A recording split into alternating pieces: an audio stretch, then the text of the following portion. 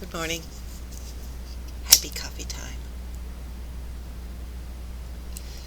I guess today's topic is I'm not in the mood. Not in the mood.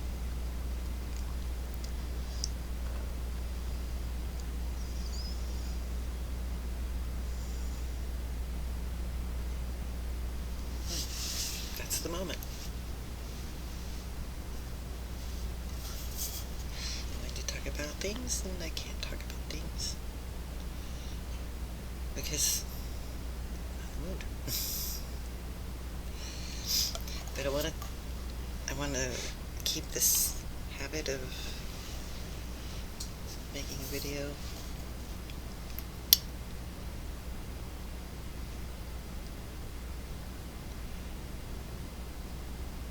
It's been a relatively stressful week. Just in terms of my mind state, just being irritated at everything. And then I got myself, instead of going into a peaceful, quiet place, I got triggered by an opinionated topic that I'm opinionated about. So I didn't meditate at all to get here.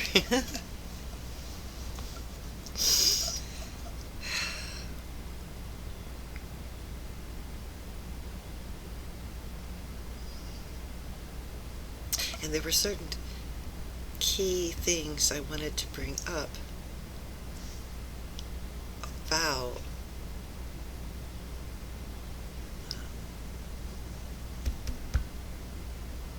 having opinions, more or less, or having a strong emotional attachment to them.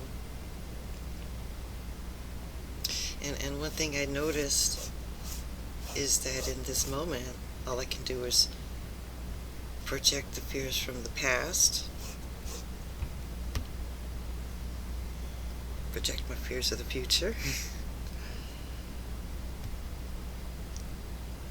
or take a step back and take an objective look at the bigger picture and not just something that's A or B, a hidden C, as it were.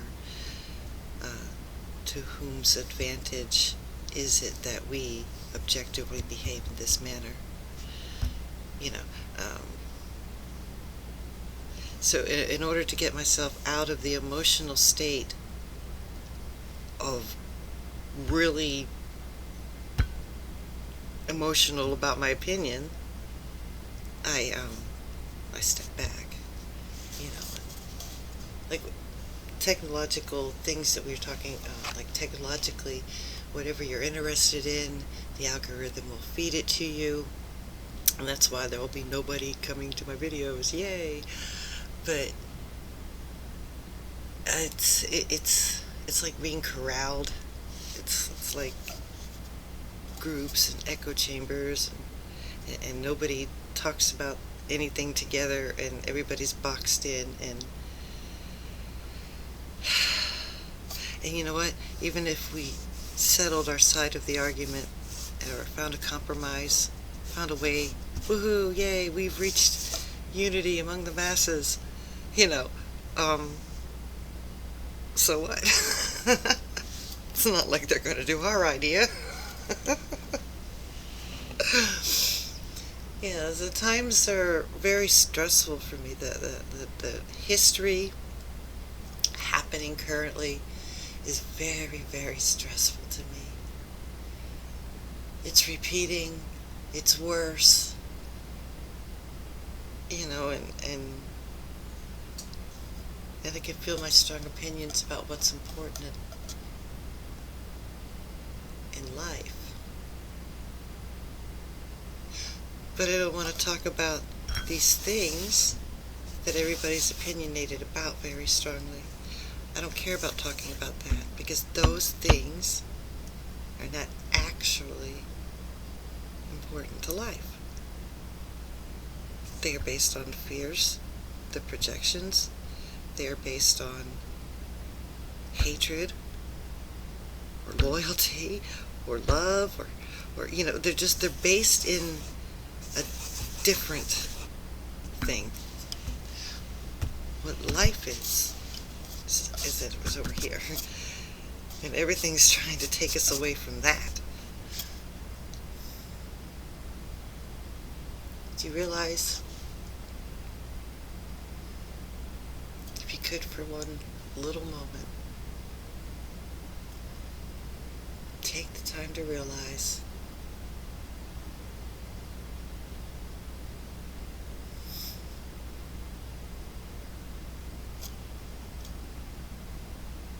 life hasn't changed. Living life itself on this planet really hasn't changed. You know?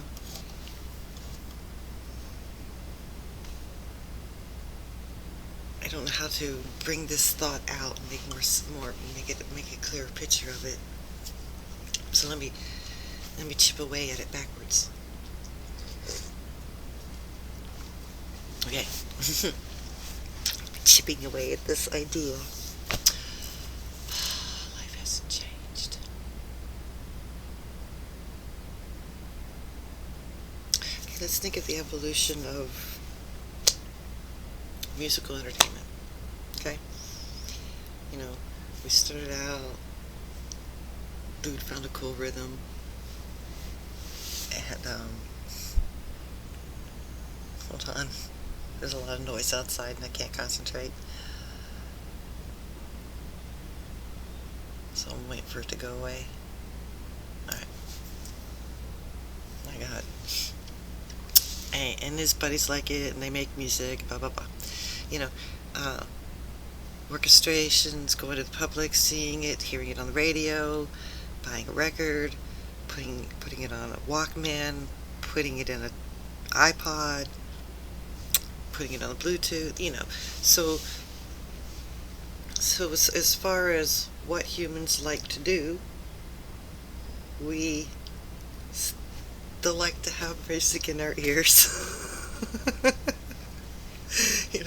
We still like to make music and have music. We've been reading and telling stories forever. But I'm kind of moving away from what I was trying to get to.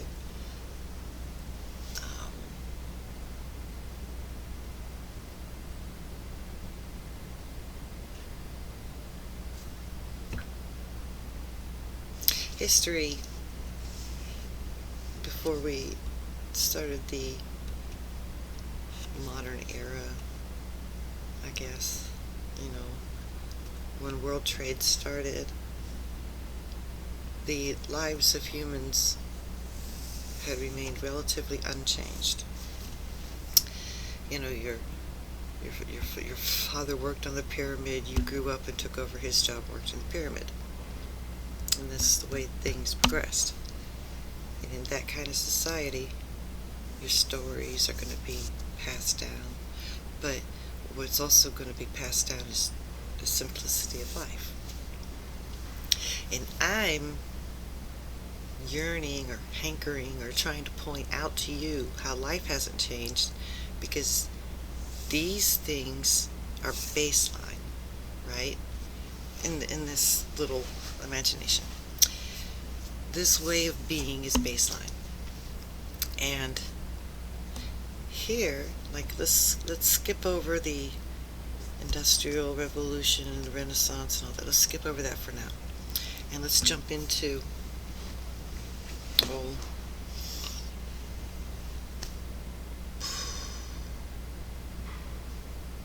1800s, right? Edwardian times or whatnot. And so, boom, Victorian times, modern times, World War I, World War II, 50s, 60s, 70s. All right, these generations of people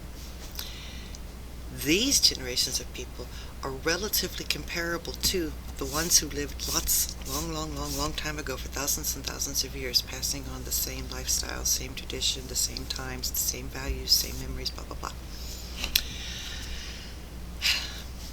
But this group of people only lasted for, what, 100 years?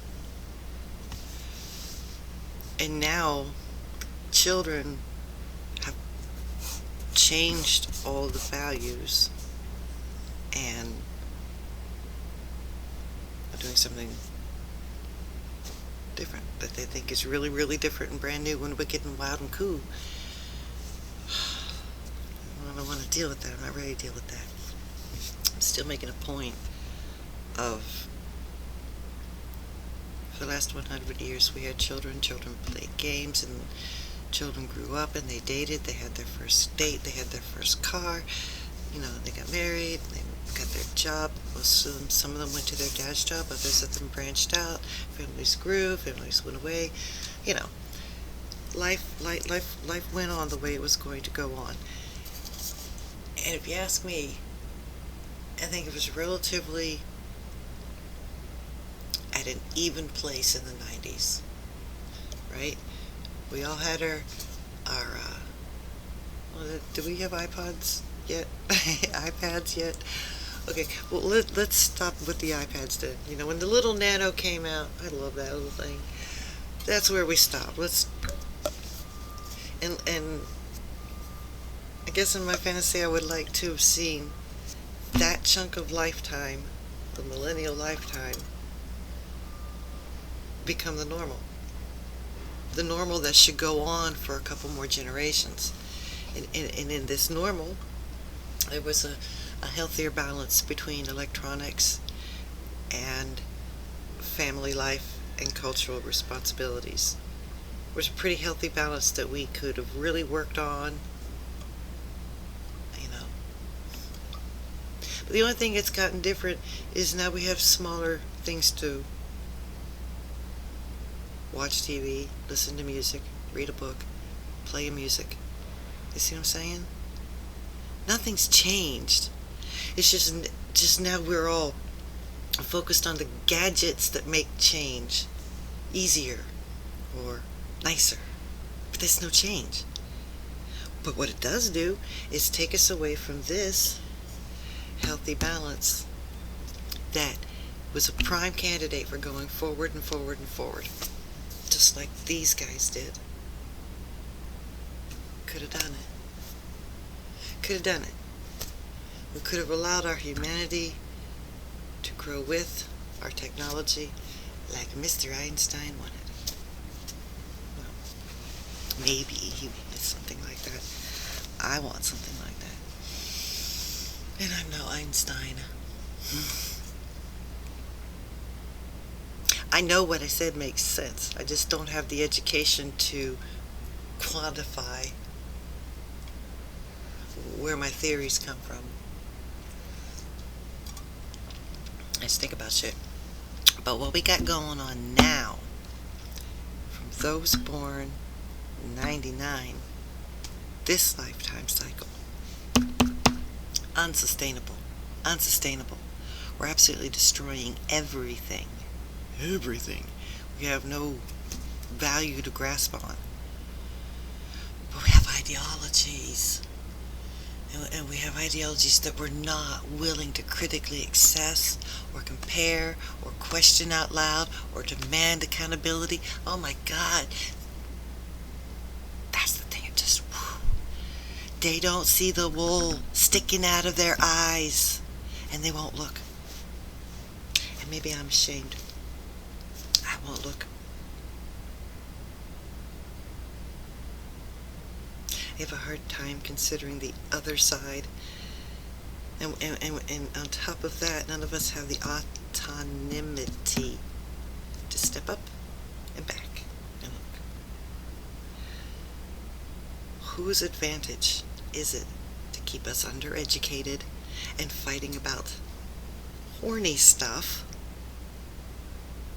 instead of practical stuff? Were we practical in the 90s? I don't remember. Maybe we should go back a bit. Maybe we should go back to the Generation X.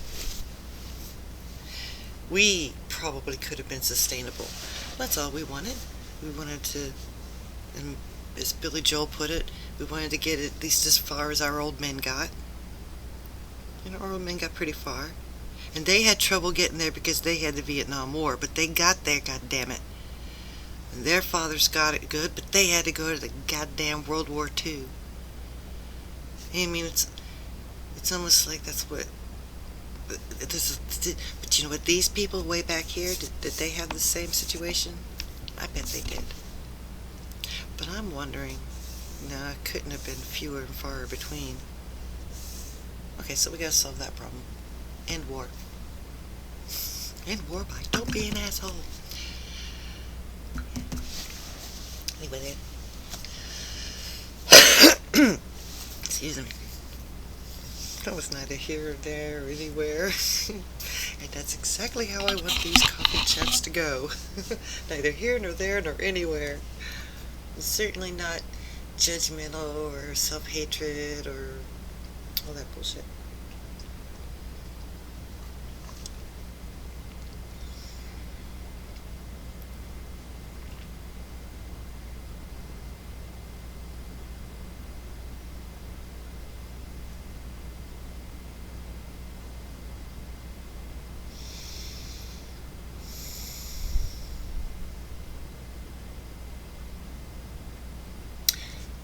But anyhow, even if I came up with a perfect understanding of how it should be, they're not going to let me write the code. They'll never let me do it my way. Me.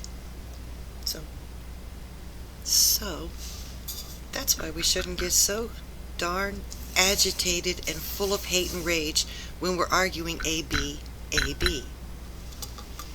Because no matter what, no one's going to like what they get at the end, and no one's going to convince another person. And the fatal flaw of human beings is that they go, oh, you don't believe in what I have to say? Let me hurt you until you do. I really... Okay, shh.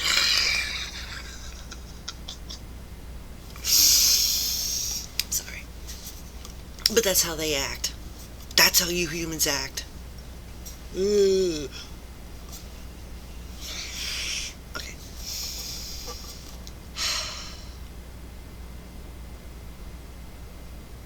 See, there's another AB.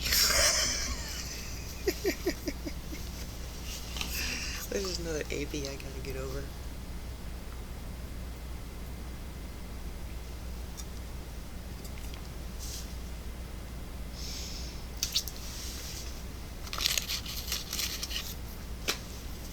Squid coffee time. Okay, now let's do a random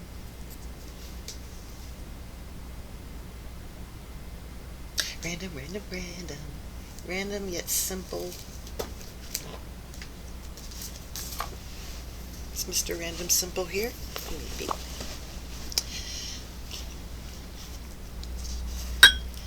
Random Simple.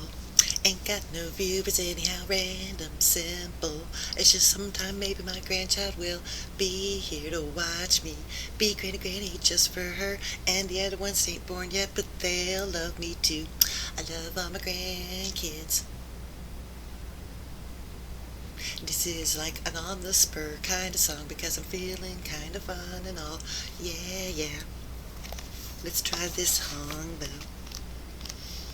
Alright, sorry about all that, guys. Sorry, really. I have to entertain my kids. My grandkids, I'll entertain my kids too. Hi. Hi, kids. How you doing? Let's see. Oh, I'm not being very random.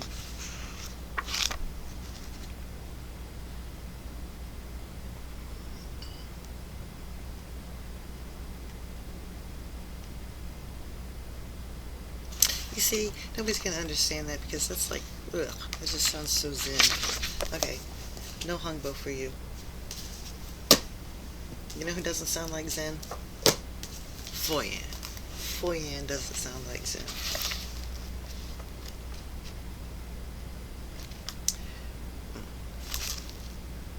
Let's see.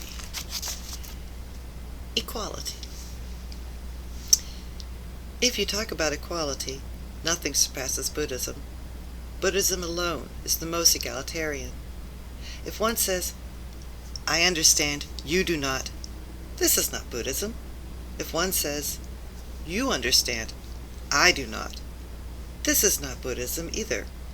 In the teachings it says, this truth is universally equal without high or low. This is called unexcelled enlightenment. My perception is equal to yours, and your perception is equal to mine. And yet, an ancient also said, I know everything others know, but others do not know what I know. Why don't they know? Because they harbor high and low in their minds, and do not rely on enlightened insight. Thus they see this world full of all kinds of crap. What the sage taught is an egalitarian teaching. He said, I get all types of beings to enter nirvana without remainder, whereby I liberate them. I have liberated countless sentient beings in this way, yet there really are no beings who attain liberation. Is this not an egalitarian teaching? An ancient said, Nirvana is called universal liberation. It takes all in uniformly, without remainder, no matter what type of being, empty or existent, sinking or floating. The supernal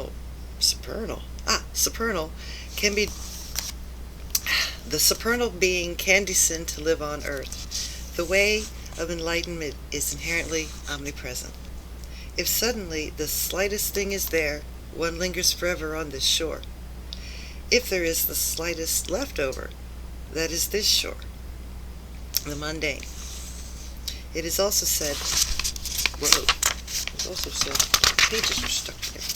In an instant, one flows into ideation, which constitutes the root of birth and death.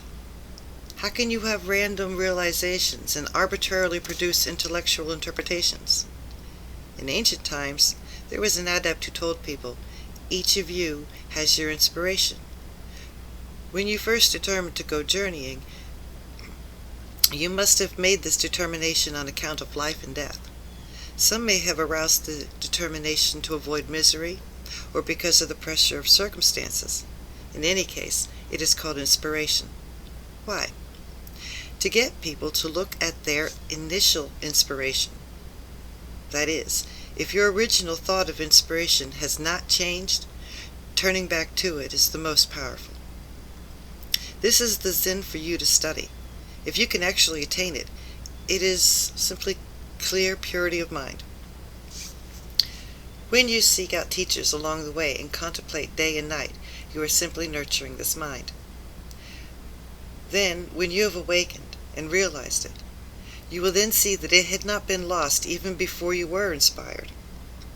The saint Ashvaghosha said of this, initial enlightenment is itself fundamental enlightenment. Fundamental enlightenment itself is unconscious. The non-duality of the initial experience and the fundamental reality is called ultimate enlightenment. It is also said, at the time of the initial inspiration, one attains true enlightenment, meaning first realize the fruit, and the 6 perfections and the myriad deeds of Buddhas are a matter of ripening. This is why I have you just investigate the initially inspired mind. And my perception is one with yours. Why not understand it this way? Wicked, awesome, awesome! That totally was random, awesome! And it totally helped me out. Oh my god! This is why I love Zen. It's so beautiful. Anyway, that will be the end of today. Little coffee time. What am I gonna title this thing? Things that don't sound Zen. There we go. I love you, babes. Bye. Get to turn it off now.